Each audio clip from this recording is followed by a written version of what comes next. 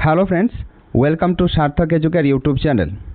Dear friends, आज Assam university Silchar का जो बीएड एंट्रेंस एग्जामिनेशन हुआ है उस एग्ज़ाम का पूरा 50 MCQs इस वीडियो में डिस्कस करेंगे।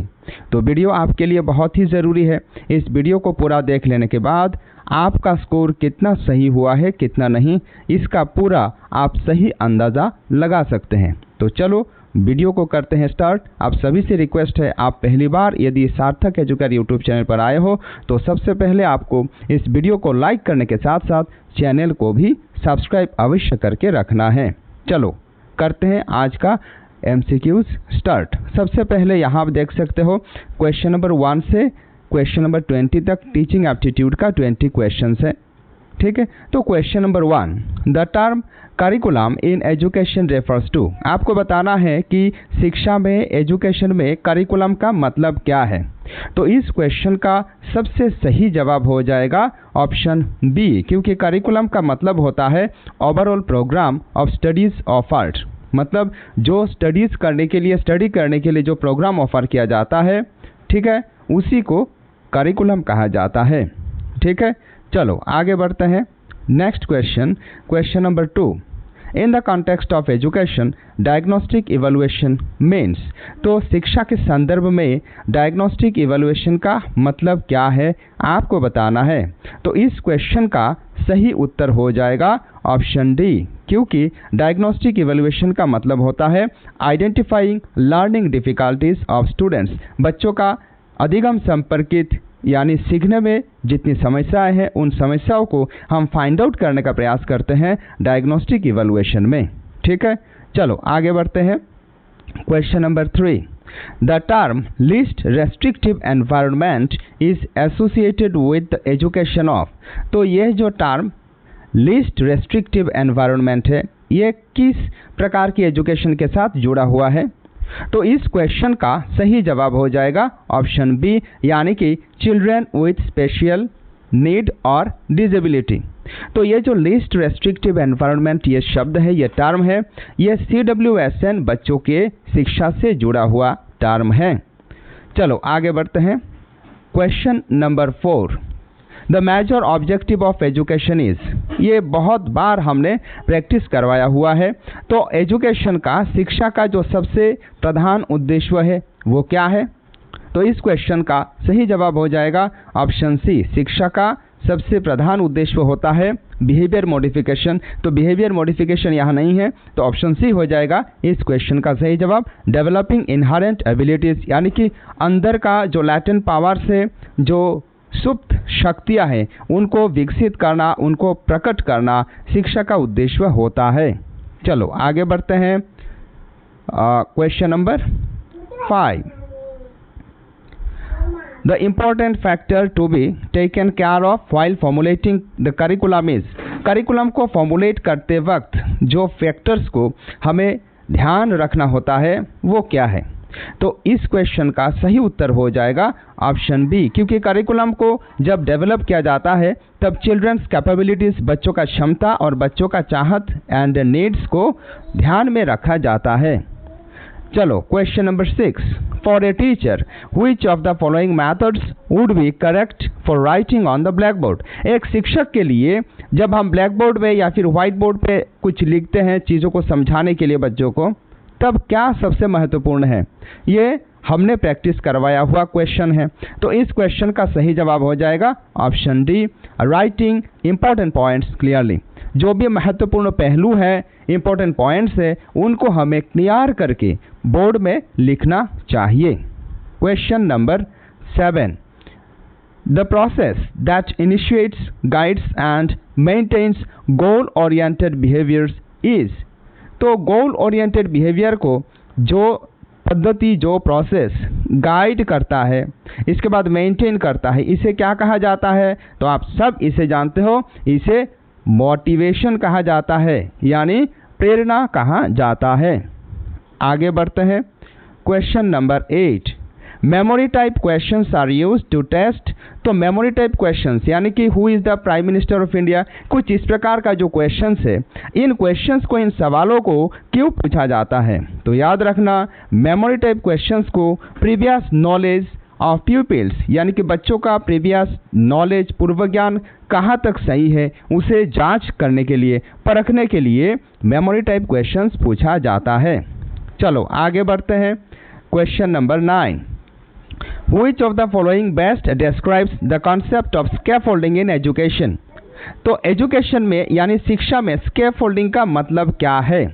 स्कैफोल्डिंग का मतलब होता है कि बच्चा, मान लो एक साइकिल चलाना बच्चा सीखने का प्रयास में है, बच्चा बार बार प्रयास कर रहा है वो साइकिल चलाना सीखने को, लेकिन अगर आप थोड़ा उसको हेल्प कर देंगे ना, थोड़ा पीछे से उसको पकड़ करके मदद कर देंगे कुछ समय, तो वो बच्चा खुद ही चला पाएगा।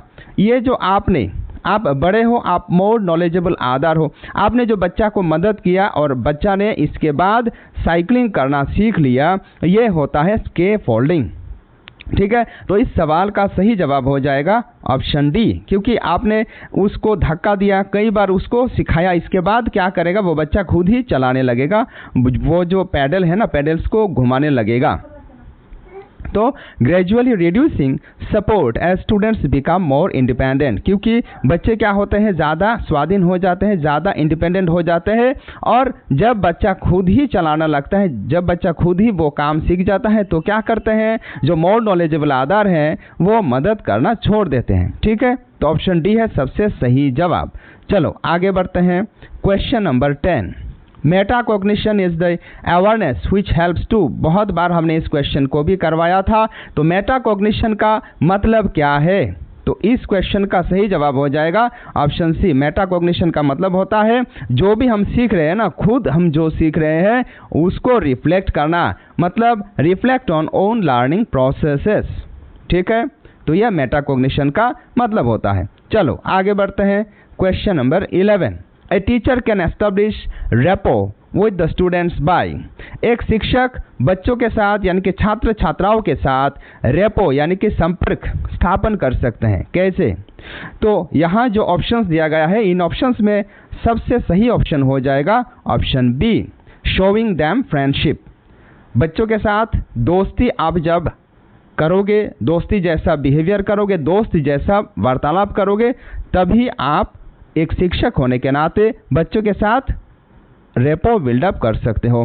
ठीक है, आगे बढ़ते हैं। चलो क्वेश्चन नंबर 12, जो ऑप्शंस दिया गया है ना, उन्हीं ऑप्शंस के हिसाब से आपको आंसर चुनना है। तो question number 12, what is the best way to motivate students in a classroom.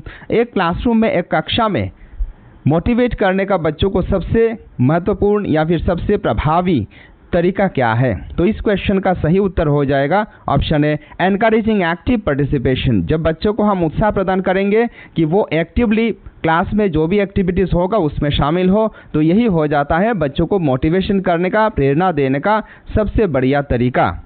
आगे बढ़ते हैं। Question number 13, what should you do when you notice a student struggling with a concept in your class. आप कक्षा में teaching कर रहे हो, lesson impart कर रहे हो, और आप देख रहे हो कि एक कॉन्सेप्ट को लेकर के बच्चा बड़ा स्ट्रगल कर रहा है, बच्चा उस कॉन्सेप्ट को ठीक से सही तरीके से समझ नहीं पा रहा है, तो आपको उस वक्त क्या करना चाहिए? तो इस सवाल का सही उत्तर हो जाएगा option B, provide additional explanation and examples. आपको और इसके साथ जुड़ा हुआ क्या करना चाहिए? उदाहरण देना चाहिए, एग्जाम्पल्स देना चाहिए, और फिर से आपको एक्सप्लेन करना चाहिए। ठीक है, ताकि बच्चा क्लास में ही उस कॉन्सेप्ट को सीख सके। आगे बढ़ते हैं। Question number 14, A teachers most important challenge in classroom is. एक शिक्षक का अपनी कक्षा में सबसे महत्वपूर्ण चैलेंज, सबसे महत्वपूर्ण जो प्रत्याह्वान होता है, ये क्या होता है?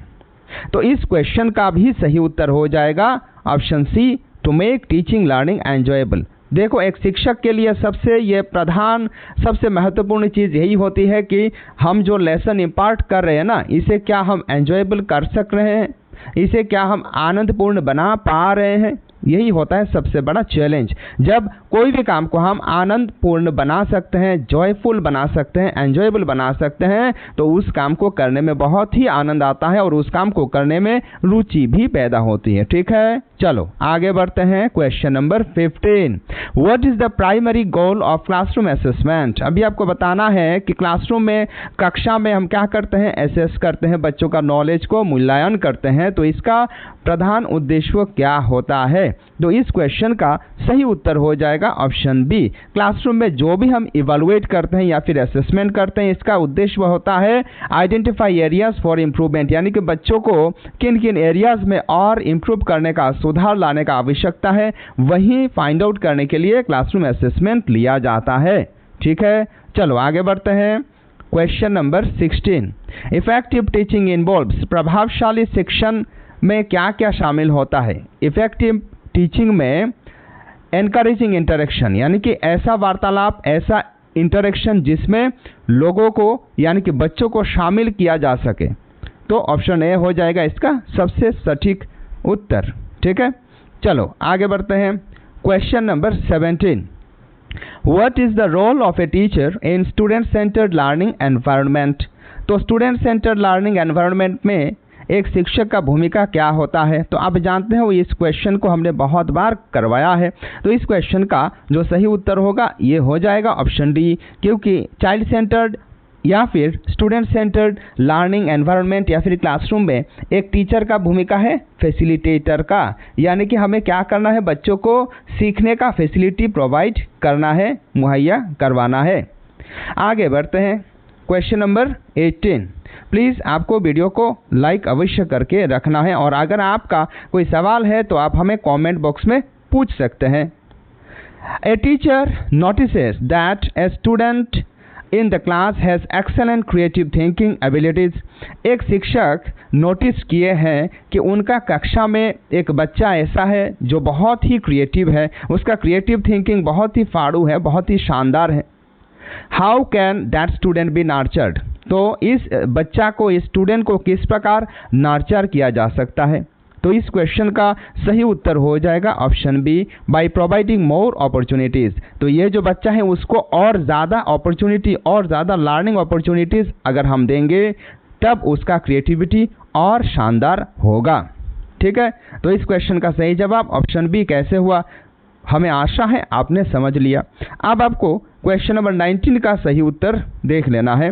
The main objective of teaching learning process in a classroom is. तो क्लासरूम में, कक्षा में जो टीचिंग लर्निंग, जो अधिगम कराने का प्रक्रिया होता है, शिक्षण और अधिगम का जो प्रक्रिया है, इसका प्रधान उद्देश्य क्या होता है। तो दिया गया ऑप्शंस में से ऑप्शन ए हो जाएगा इस क्वेश्चन का सबसे सही उत्तर, टू डेवलप क्रिटिकल थिंकिंग। तो टीचिंग लर्निंग प्रोसेस का उद्देश्य होता है बच्चों के मन में, बच्चों में क्रिटिकल थिंकिंग का विकास करना।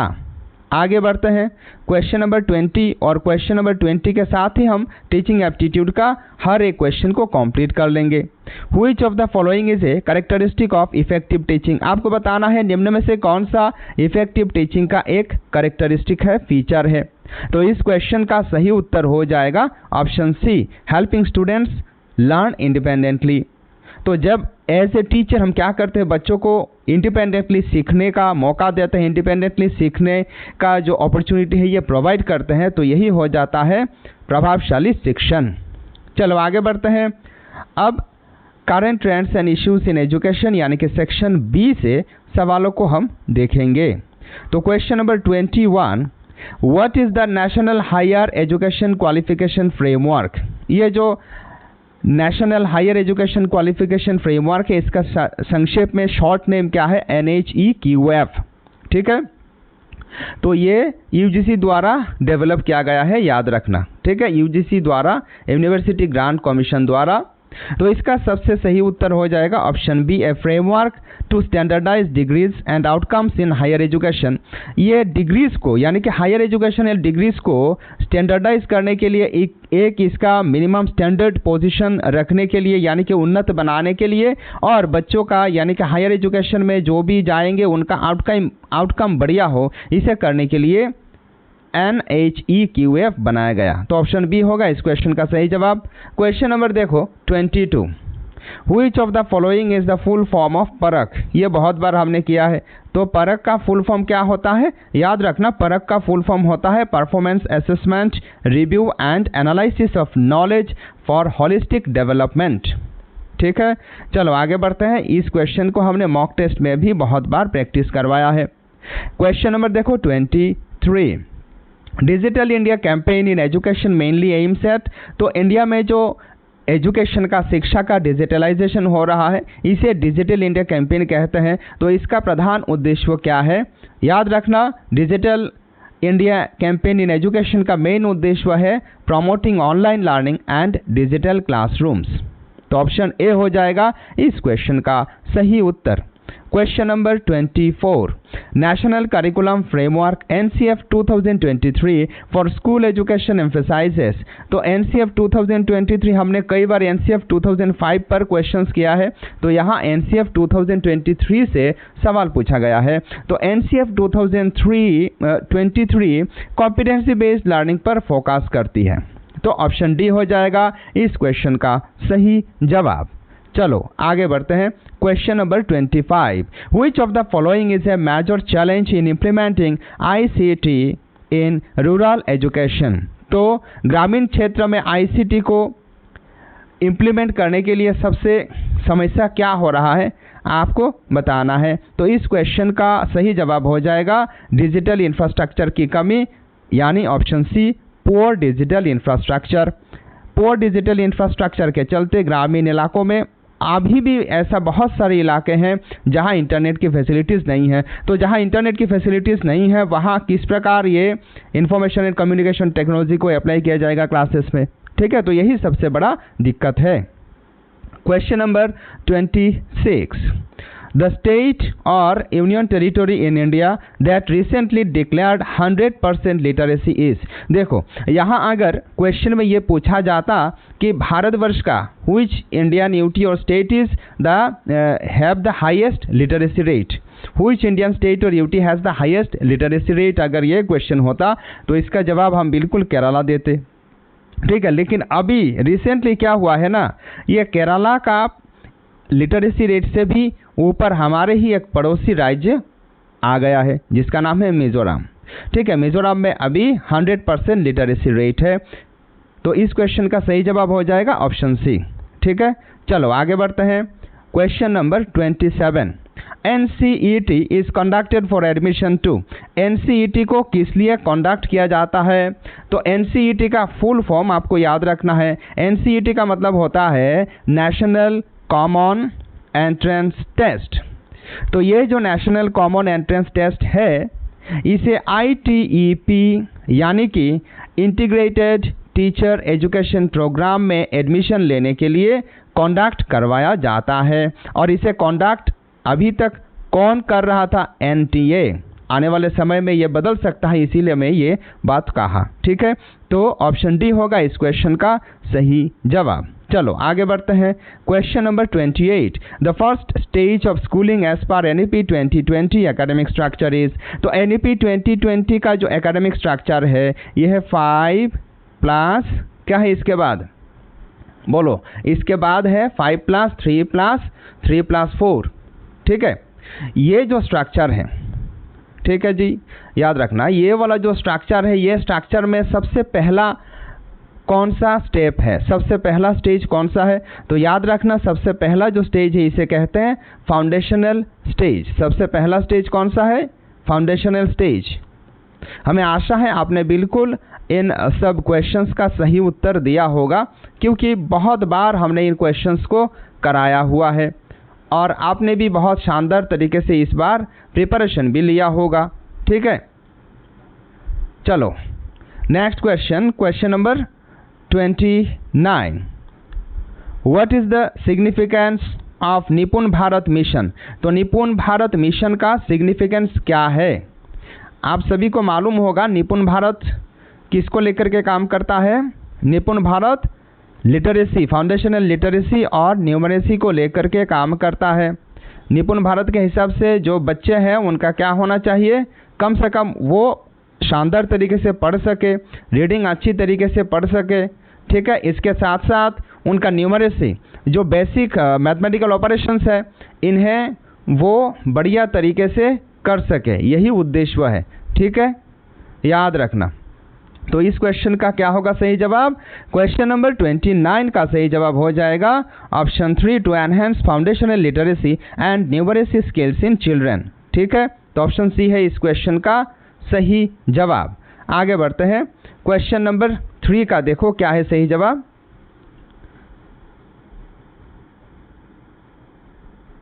One of the major benefits of inclusive education is.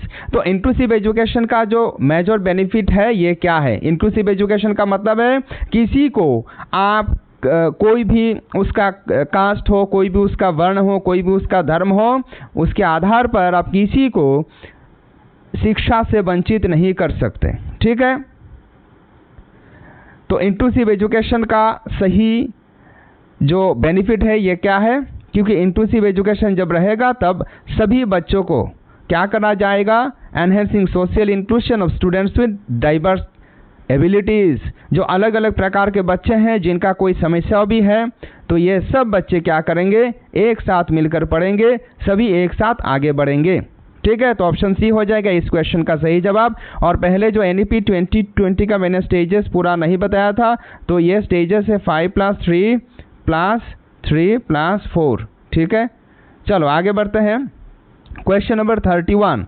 अब हम इंग्लिश का क्वेश्चंस करेंगे। Identify the correct sentence.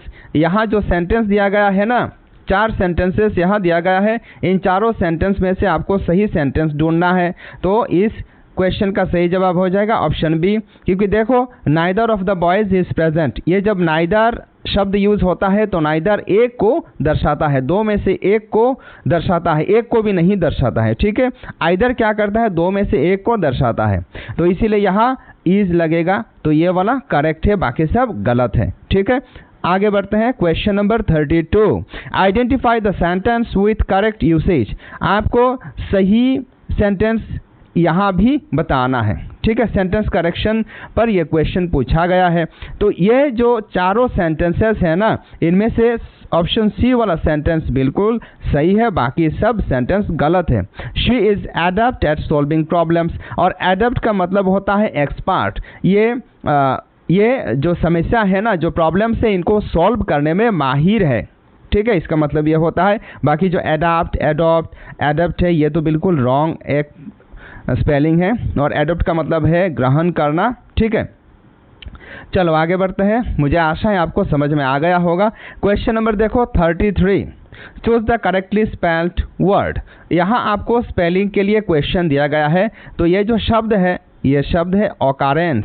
तो ऑकरेंस का मतलब होता है कोई भी चीज़ संगठित होना। तो ऑकरेंस का असली स्पेलिंग होता है OCCURRENCE। तो ऑप्शन ए हो जाएगा इस क्वेश्चन का सही जवाब। आगे बढ़ते हैं। Question number 34। Choose the synonym of benevolent. Benevolent का समार्थक शब्द क्या है? तो बेनिवोलेंट शब्द का मतलब होता है हितैषी, यानी कि जो व्यक्ति दूसरों का भला चाहता हो। तो इसका समार्थक हो जाएगा काइंड। आगे बढ़ते हैं। Question number 35। Choose the antonym of fragile. ये फ्रेजाइल शब्द का एंटोनिम क्या है? विपरीत शब्द क्या है? तो याद रखना, ये फ्रेजाइल का मतलब होता है सॉफ्ट चीज़, बहुत ही जो क्षणभंगुर चीज़ होती है ना, उनको फ्रेजाइल कहा जाता है। तो आपने समझ लिया होगा इसका ऑपोजिट क्या होगा। तो फ्रेजाइल का ऑपोजिट हो जाएगा स्ट्रॉन्ग, जो बहुत ही मजबूत है, बहुत ही सशक्त है। तो क्वेश्चन नंबर 35 का सही जवाब हो जाएगा ऑप्शन ए। बिल्कुल, आप इन सवालों का सही जवाब देख करके आपका जो स्कोर कितना होने वाला है इसका अंदाज़ा बिल्कुल लगा सकते हो। ठीक है, तो वीडियो को यार प्लीज़ लाइक कर देना। तो क्वेश्चन नंबर 36 का देखो। Which of the following sentences is in passive voice. आपको ABCD इन चारों सेंटेंसेस में से कौन सा सेंटेंस पैसिव वॉइस में है ये बताना है। तो इस क्वेश्चन का सही जवाब हो जाएगा option B, a letter is being written by her. ये एक पैसिव फॉर्म वाला सेंटेंस है। Question number 37। Choose the correct form of the verb. आपको वर्ब यानी कि करेक्ट टेंस करना है। If I dash you I would apologise. अगर मैं, तुम होता या आप होता तो मैं अवश्य ही क्षमा प्रार्थी हो जाता, यानी कि मैं क्षमा याचना कर लेता। तो इस प्रकार जो सपना होता है, यानी कि ये मैं कभी आप नहीं बन पाऊंगा। ठीक है, हम सब अलग अलग एंटिटीज है, मैं कभी आप नहीं बन पाऊंगा। तो इस प्रकार जो कल्पना किया हुआ बातें होता है उनमें हमेशा OR यूज होता है। तो इस क्वेश्चन का सही जवाब हो जाएगा ऑप्शन बी, इफ आई और यू आई वुड अपोलोजाइज। ठीक है, चलो आगे बढ़ते हैं। Question number 38, identify the correct sentence. अभी भी आपको एक सही सेंटेंस फाइंड आउट करना है। तो यहाँ ABCD 4 सेंटेंसेस दिया गया है, इनमें से सही सेंटेंस है option C, he does not like coffee. बाकी जो सेंटेंसेस है इनमें से देखो ऑप्शन ए वाला सेंटेंस देखो, ही डोंट लाइक कॉफ़ी, ये गलत है। ऑप्शन बी वाला देखो, ही डजंट लाइक्स कॉफ़ी, ये भी गलत है। ऑप्शन सी में देखो, ही डोंट लाइक्स कॉफ़ी, ये भी गलत है। ठीक है, चलो आगे बढ़ते हैं। Question number 39, which of the following is an example of a gerund. आपको बताना है निम्न में से कौन सा एक जिरांड का एग्जाम्पल है। देखो जो वर्ब्स होती है ना, वर्ब के साथ ING लगा करके एक वर्ब को हम नाउन में कन्वर्ट करते हैं, जैसे कि वॉक। ठीक है, walk, I walk 5 kilometre every day. ऐसा जब मैं कहूँगा तो इसका मतलब है मैं हर रोज़ 5 किलोमीटर चलता हूँ। तो उसमें जब हम ING लगाएंगे और बोलेंगे walking is a good exercise, तो यहाँ ये जो ING है इसे कहते हैं जिरांड रूल। तो ऑप्शन बी होगा इस क्वेश्चन का सही जवाब। रन से क्या होगा, running. Running is a good exercise हम जब बोलेंगे तो यहाँ रनिंग एक नाउन हो गया है, और ये जो ING लगा करके कोई वर्ब को नाउन में बदलने का, नाउन में कन्वर्ट करने का जो तरीका है ना, इसे कहा जाता है जिरांड रूल। आगे बढ़ते हैं। Question number 40, choose the more correct preposition. आपको सबसे सही प्रीपोजिशन चुनना है। तो याद रखना यहाँ जो सेंटेंस है, he is good dash mathematics, तो जो व्यक्ति यहाँ ये जो क्वेश्चन है इसे समझना चाहिए आपको। सबसे पहली बात है तो ये जो बंदा है ना, ये गणित में बहुत ही पारदर्शी है, गणित में ये बहुत ही सशक्त है। तो इसका मतलब यह है कि ये एक्सपर्ट है गणित में। तो जब एक स्किल को इंडिकेट करेगा तो हमेशा एट का प्रयोग होता है, इसीलिए इस क्वेश्चन का सही जवाब हो जाएगा option D, he is good at mathematics. यहाँ हो सकता है he is good at volleyball, football, ये कुछ भी हो सकता है। ठीक है, स्किल जब दर्शाएगा तो हमेशा एट लगेगा। आगे बढ़ते हैं। अब जी के सेक्शन में आ गए हैं। Question number 41, the green revolution resulted in increased production of. तो ग्रीन रिवॉल्यूशन के चलते हमारे देश में क्या बढ़ गया था, तो ग्रीन रिवॉल्यूशन के चलते व्हीट, गेहूं और चावल का उत्पादन बहुत बढ़ गया था। तो ऑप्शन ए हो जाएगा इस क्वेश्चन का सही जवाब। चलो आगे बढ़ते हैं। Question number 42, operation flood is also known as. ये जो ऑपरेशन फ्लड है इसका और एक नाम क्या है, तो याद रखना ऑपरेशन फ्लड का और एक नाम है व्हाइट रिवॉल्यूशन। और व्हाइट रिवॉल्यूशन किस चीज़ का प्रोडक्शन पे ज़्यादा ध्यान देता है, दूध का प्रोडक्शन में ज़्यादा ध्यान देता है। ठीक है, तो इस क्वेश्चन का सही जवाब ऑप्शन सी कैसे हुआ, आशा है आपने समझ लिया। आगे बढ़ते हैं। Question number 43, Which of the following wetlands in Assam is included in the list of Ramsar sites? तो निम्न में से कौन सा आसाम का एक वेटलैंड को रामसर साइट में जोड़ दिया गया है। तो रामसर साइट का मतलब होता है इंटरनेशनल स्टैंडर्ड। ठीक है, एक ऐसा साइट, एक ऐसा चीज़ जिसका इंटरनेशनली बहुत ही महत्व हो। ठीक है, तो इस क्वेश्चन का सही जवाब हो जाएगा ऑप्शन सी, दीपोर बिल। सोनबिल को अभी तक रामसर साइट में ऐड नहीं किया गया है। ठीक है, दीपोर बिल को रामसर साइट में इंक्लूड कर लिया गया है। तो ऑप्शन सी हो जाएगा इस क्वेश्चन का करेक्ट आंसर। चलो आगे बढ़ते हैं। Question number 44, the capital city of Assam province in British India was. तो ब्रिटिश इंडिया में आसाम का राजधानी क्या था, ब्रिटिश इंडिया में आसाम का राजधानी था शिलोंग। चलो आगे बढ़ते हैं।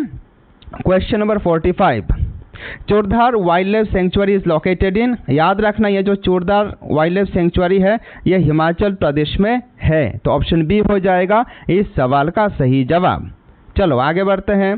Question number 46, the present chief justice of India means CJI is. तो वर्तमान जो हमारे भारतवर्ष का चीफ जस्टिस ऑफ इंडिया है ना, वो कौन है। तो इस क्वेश्चन का सही जवाब हो जाएगा ऑप्शन सी, भूषण R गवाई। ठीक है, आर का मतलब है रामकृष्ण, भूषण रामकृष्ण गवाई। चलो आगे बढ़ते हैं। क्वेश्चन नंबर 47, द सोरो ऑफ बिहार इज। बिहार का दुख किसे कहा जाता है। ये क्वेश्चन भी हमने करवाया था प्रीवियस ईयर क्वेश्चन में, तो बिहार का दुख कोसी रिवर को कहा जाता है। ऑप्शन बी हो जाएगा इस क्वेश्चन का सही जवाब। चलो आगे बढ़ते हैं। Question number 48, the discovery of India is written by, ये जो ग्रंथ है ना, ये जो किताब है द डिस्कवरी ऑफ इंडिया, इसे किसने लिखा है? तो इस क्वेश्चन का सही जवाब हो जाएगा ऑप्शन डी, पंडित जवाहरलाल नेहरू ने द डिस्कवरी ऑफ इंडिया इस बुक को, इस किताब को लिखा है। आगे बढ़ते हैं। Question number 49, The article in Indian Constitution that prohibits the practice of untouchability in any form is, तो भारतवर्ष का जो संविधान है, भारतीय संविधान का कौन सा अनुच्छेद, कौन सा आर्टिकल अनटचेबिलिटी यानी कि छुआछूत वाला जो सिस्टम व्यवस्था भारतवर्ष में था, छूत अछूत, ये जो प्रैक्टिस अगर कोई भी फॉर्म में किया जाएगा तो इसे बिल्कुल प्रोहिबिट करता है हमारे भारतवर्ष का आर्टिकल 17 ऑफ द कॉन्स्टिट्यूशन। तो इस क्वेश्चन का सही जवाब हो जाएगा ऑप्शन ए। चलो आगे बढ़ते हैं। Question number 50 and this is the last question. The first education minister of independent India was, हमारे भारतवर्ष का, हमारे स्वाधीन भारतवर्ष का सबसे पहला शिक्षा मंत्री कौन थे? तो इस क्वेश्चन का सही जवाब है option B, Maulana Abul Kalam Azad ji independent India का सबसे पहला शिक्षा मंत्री थे।